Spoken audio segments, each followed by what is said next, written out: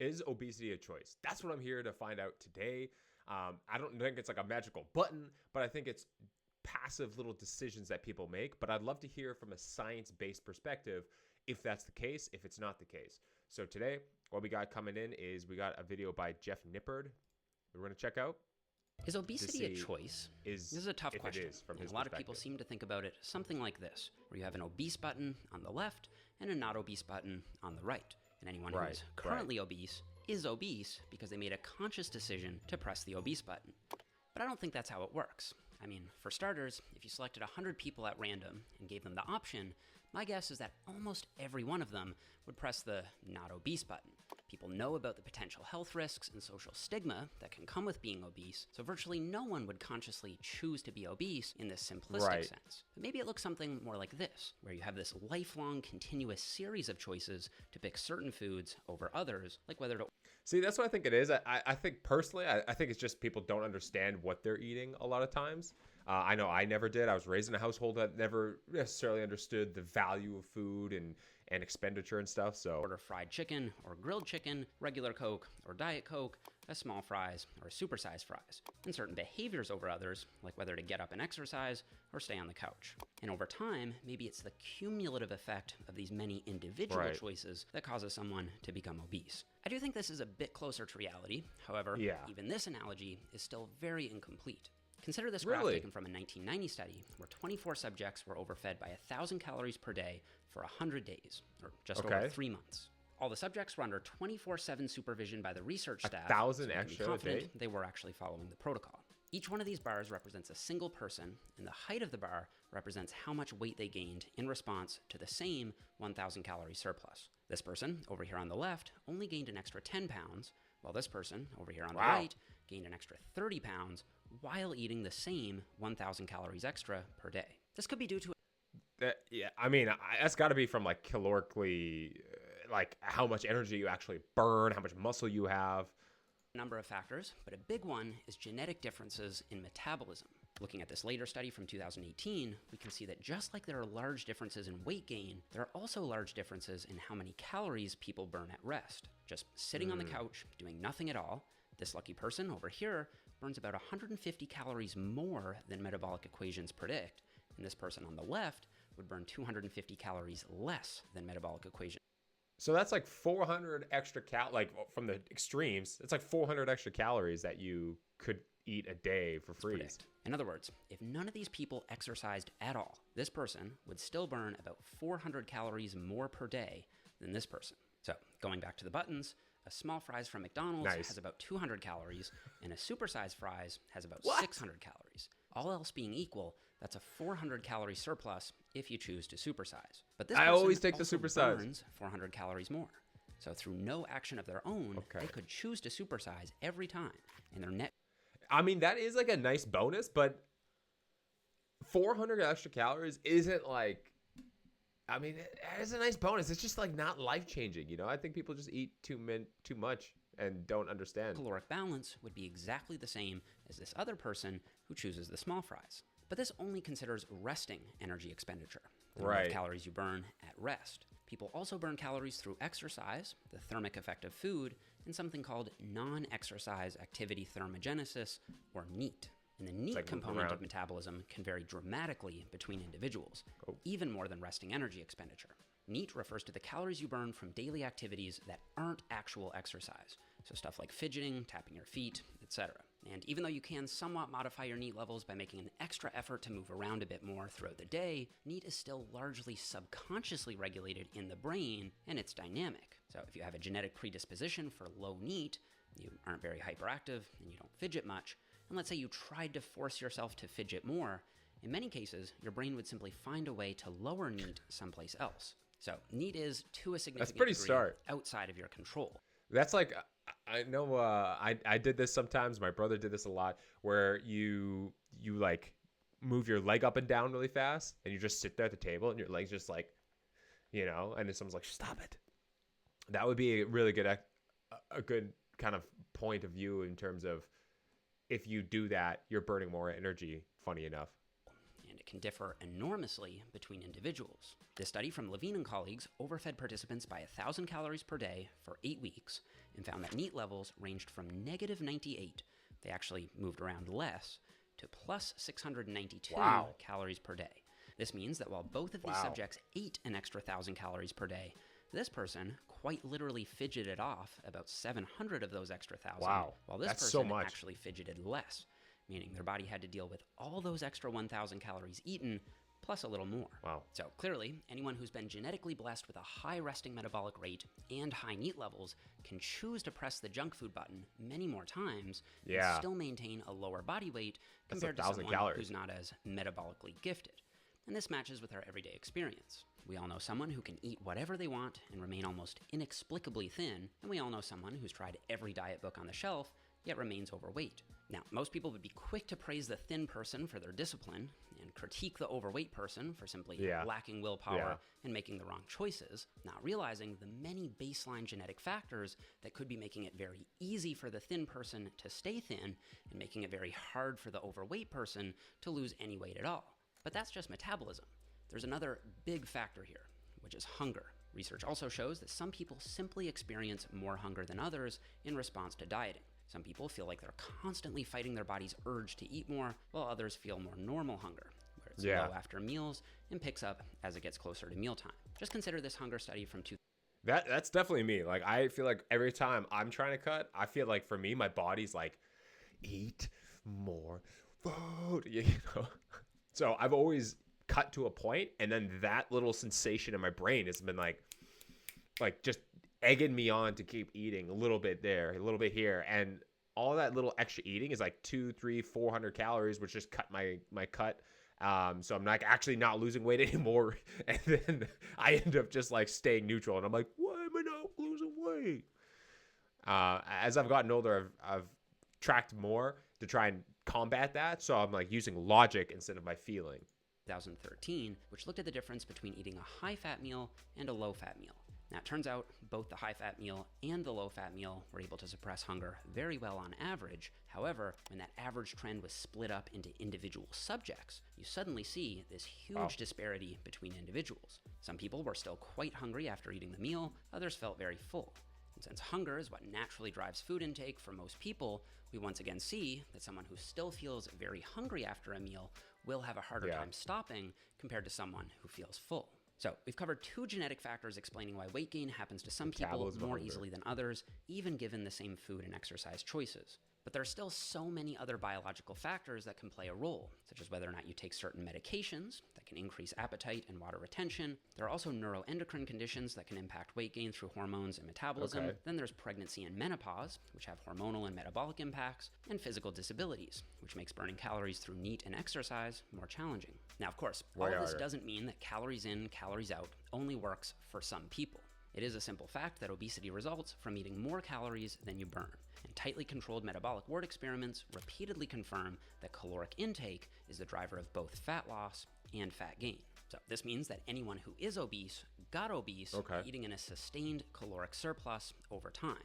It's just that avoiding that sustained surplus is so much harder for some people than it is for others, and for reasons that are beyond their choosing.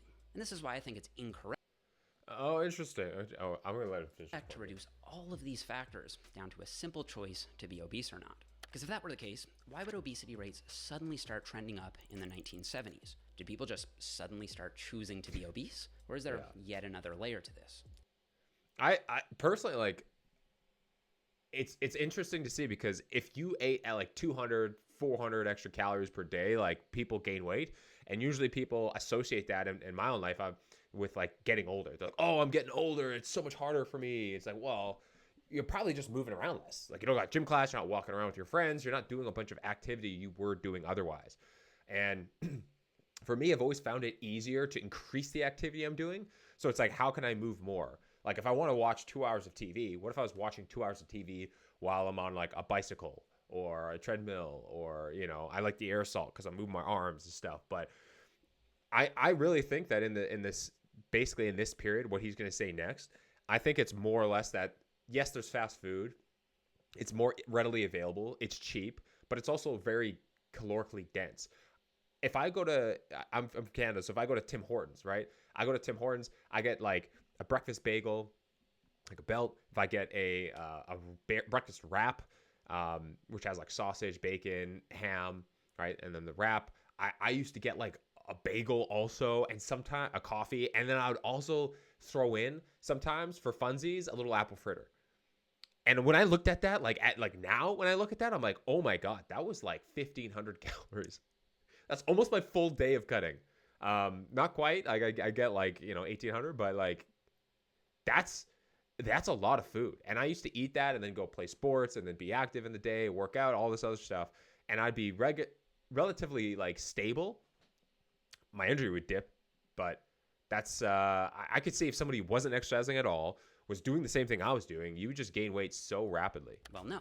I don't think that the spike was due to more people choosing to be obese, but rather from the fact Yeah. that high-calorie foods became so much more readily available for cheaper prices, meaning more people had more. I also think it's probably because we move less.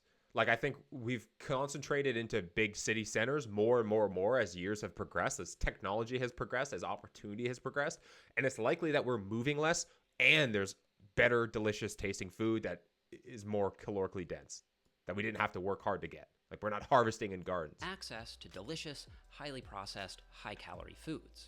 And this leads us into the whole other side of this, which is the environmental factors. So, entirely apart from the genetic and biological factors that we just went through, there are also environmental factors that can impact your susceptibility to obesity. This includes stuff like the food environment, where apart from the spike in I'm a sucker for availability, this. we also see better, flashier marketing for high-calorie foods that promote overconsumption and large portion sizes. There's also the fact that junk food tends to be cheaper, meaning it's more accessible for people of lower economic incomes. Then there are social factors, like the type of diet your family and friends eat, which can make it a lot harder, or in the case of dependents like children, virtually impossible to make so-called good choices. Then there are the lifestyle. This is for me, man. Like when I was growing up, my parents would literally go to Costco, get a bunch of stuff. One of those were like those big Costco muffins, are like this big. I used to eat like 1 to 2 a day, a lot. Like I would take one for lunch or half for lunch, and then eat half for breakfast, or like I would eat 1 to 2 almost every day. And I was pretty active as a kid, and I never felt like I was like the super fat kid, but I also never felt like I was like a skinny kid either. And looking back at it, if you have a double chocolate chip muffin from Costco, it's like this big. It's like 700 calories or something, or 800. It's like ridiculous. I was like, holy shit. Style factors, like how much sleep you get. And while it may be tempting to tell people to just get more sleep, that isn't always feasible depending on work and other responsibilities. In fact, this 2017 meta-analysis found that night shift work was associated with a 23% higher risk of being overweight, and this 2019 meta-analysis found a dose-response relationship between sleep duration and obesity risk. Less sleep meant more risk of being obese, with 7 to 8 hours being the sweet spot on average. Then there are psychological factors like stress and depression. This 2010 meta-analysis of 14 studies found that stress was a risk factor for weight gain, and this other meta-analysis from the same year found that depression was predictive of obesity risk. So, coming back to the original question, is obesity a choice? I mean, it makes sense because if you're depressed and you're at home, eating feels good. Like it's mouth pleasure. You're just like, oh my God, this is awesome. I used to skip the dishes all the time. Get food delivered to my house from all these delicious restaurants and then just gorge myself and be like, oh, and then do it again at night. Well, I think the answer is no, at least not in all cases, and certainly not in the simplistic sense. There's just too much of an influence from genetics and environment to shift the blame entirely on the individual for their circumstance. But that also doesn't mean that no one has any control over their health and their body weight. Clearly, if people want to lose weight, even if there are many factors working against them, such as low metabolic rate, high hunger, and so forth, it's still possible to lose weight if you sustain a caloric deficit over time. And I can make another video here explaining exactly how to do that, which goes beyond simply eating less calories and delves into behavioral modifications that most people will need to make to have long-term success. Ultimately, though, I think the is obesity a choice question comes back to semantics. Perhaps what I mean by choice is slightly different from what you mean by choice, but I think that if you did want to argue that it is a choice in some sense, I think the best you could do is say that it's a complex series of choices intertwined with many other complex contributing factors. And so, as people in the health and that makes sense. I like that he showed up all those graphics up there because these are all the things that you would need to conquer to be able to like manipulate your body in any way you want. Like whether you're like, I'm gonna bulk or I'm gonna lean out. And I think obesity is, as you said, a complex set of choices, and it's something that is impacted by the job you work, the family that you have and their eating habits, also your hunger levels, your mental discipline, the ways you work around it to avoid negative foods, right? Like we literally went to Kelsey's parents last night for some drinks and burgers with the family and all this stuff, and like I saved up all day, almost like as 800 calories or 400 no, it was like 450, 500 calories for this evening, and I knew I'd go over those calories, right? And I just left. I ate, and I was like, yeah, and I'm gonna go to the gym, and I'm gonna go hit the air salt for 40 minutes, work my shoulders out just a little bit. I was so tired, but I knew that if I didn't do that, it would derail my goal of cutting. I needed to increase the energy I spent in order to handle all this intake food.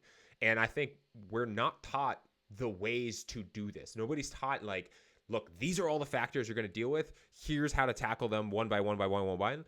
And depending on who you are, you may run into one of these and you may not. For me, so hungry. Like I get so hungry. So all my effort recently in this phase of my cut is how can I mitigate my hunger? How can I eat just mainly protein in the mornings, but still feel strong in a workout? And then at night, I get to like, I feel like I'm a king. I'm like, oh my God, I get to have little chips. I get to have this, get to have that, right? So if you're on a health journey, and there's so many protein products out there, and it's for a good reason. It's because people are actively seeking protein, how they can get their protein in without going hard and eating everything else, because eating carbs is so easy, but for some other person, gaining weight might be hard. That's not my problem.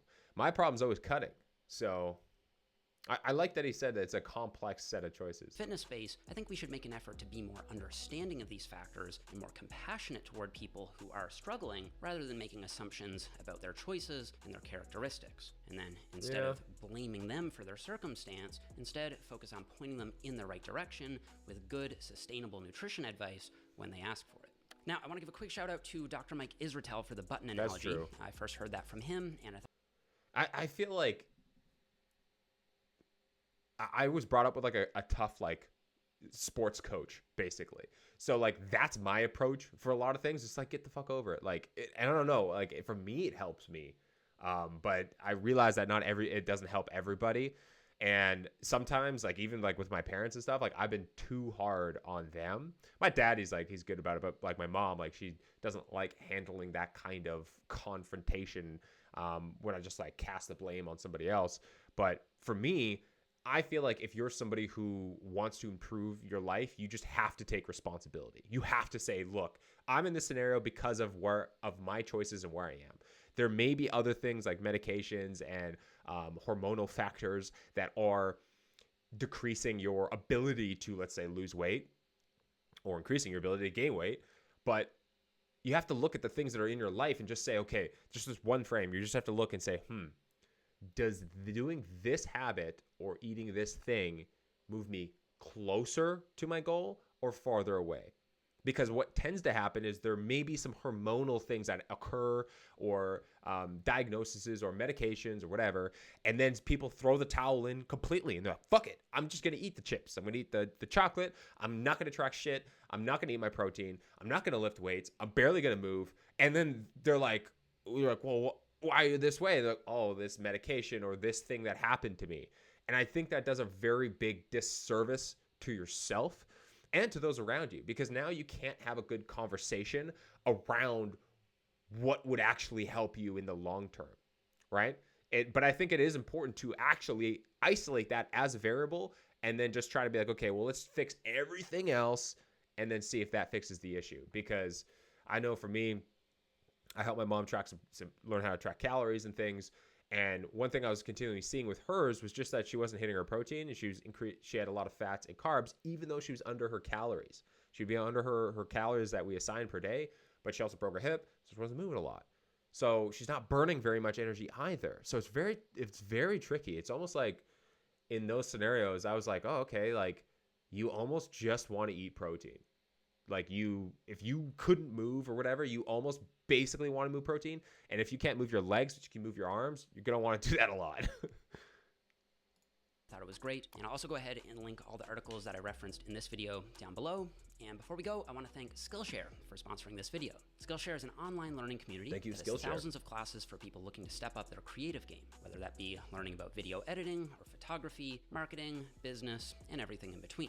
Over the years, I've used Skillshare to help me learn more about video production and video editing to the point that I'm able to do any step in my own content creation process entirely on my own. And even though I do think that outsourcing can be helpful for certain things, I think that if you are in a creative line of work, or if you want to be in one, I think being able to do these skills on your own gives you so much more power and control over your content. And Skillshare is amazing because in addition to giving you access to thousands of classes taught by fellow creatives, it also gives you access to a learning community of people who are also developing the same skills. I love his setup. One of the things that's always been really important to me as someone who runs an online business is letting people know what it is that I have to offer without coming across as salesy, gimmicky, or cheesy. And if that's a skill that you're also looking to develop, I strongly recommend this. Anyway, I think he's done talking about it now. Yeah, I just feel like it's this little graph that he showed here, massive. I really like this. And I'm even gonna like shrink myself so you could just see this whole thing, because I think if you have metabolic rate, which is like how much you're just burning, your hunger level, which can be super high, for me it is. Medications, not on any. Neuroendocrine, I don't even know what that is. Pregnancy, menopause, physical disabilities, environment, social factors, workplace, sleep, stress. Yeah. I mean, like, to me, it seems like the most apparent thing that has happened in society as a whole that has led to this massive rise in obesity is lack of information, better marketing for food that's more calorie dense, and it's more like socially acceptable to go eat this. It's like a treat. It's a sweet thing you can go have. And I think that if you're somebody who really wants to take control, don't let like stories dictate your future. Like, go out and actually try and apply this thing. Try to gain weight. Try to lose weight. See what problems you come up against, and then search for specific solutions to those. Because there's a lot of factors at play, but for the vast majority of people, if you just moved more and you ate less, you'd lose weight, right? And that's what I'm doing right now. And I got some shit to lose here, you know? Like, look at this, right? This might be awesome for somebody. This might be a great body for somebody. But for me, I always have this fat, and if I pull this down a little bit, you can really see, I always have this layer in here. And that's something for me that I really want to get rid of. And it hasn't been until this cut that is sabotaging it's trying to sabotage me. And I gotta not listen to that thing, because that thing is crazy. It's against my goals, right? I want to look crazy. So anyways, hope you enjoyed this video. If you have any comments for it, drop them down below. Bye.